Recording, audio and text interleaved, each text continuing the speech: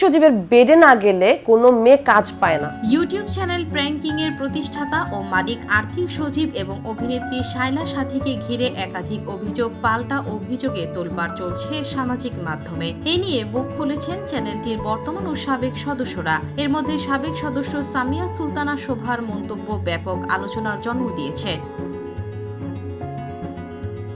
সামিয়ার দাবি, আর্থিক সচিব প্রায় 10 বছর ধরে তার সঙ্গে প্রেমের সম্পর্ক স্থাপনের চেষ্টা করেছেন, ইচ্ছাকৃতভাবে তাকে অন্য কারোর সঙ্গে সম্পর্কে জড়াতে দেননি এবং তার একাধিক বিয়ে ভেঙে দিয়েছেন। এমনকি বিয়ের প্রস্তাবও দিয়েছিলেন। পরে সামিয়া সিয়াম হারুন নামে একজনকে বিয়ে করেন। তিনি জানান, বিয়ের আগে সিয়ামকে অনেক বোঝানোর পর রাজি করানো হয়েছিল।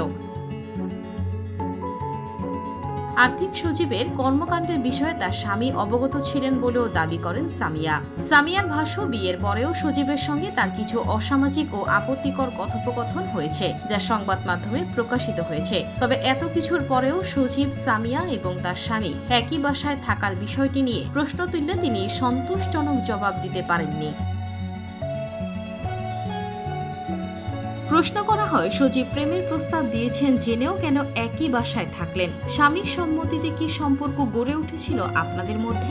জবাবে সামিয়া বলেন, আমাদের মধ্যে কোনো সম্পর্কই ছিল না, যা ছিল সব একতরফা সচিবের পক্ষ থেকে। সামিয়ার দাবির সত্যতা যাচাই করতে তার স্বামী সিয়াম হারুনের সঙ্গে একাধিকবার খুদে বার্তা ও হোয়াটসঅ্যাপে কলে যোগাযোগের চেষ্টা করা হলেও কোনো সাড়া পাওয়া যায়নি।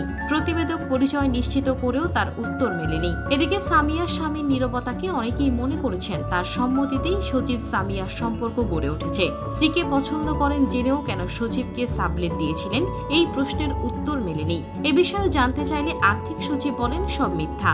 আমার নামে যা ইচ্ছে ছড়িয়ে আমার মান সম্মান নষ্ট করার চেষ্টা চলছে। সামিয়া আমার দূর সম্পর্কের ভাগ্নি।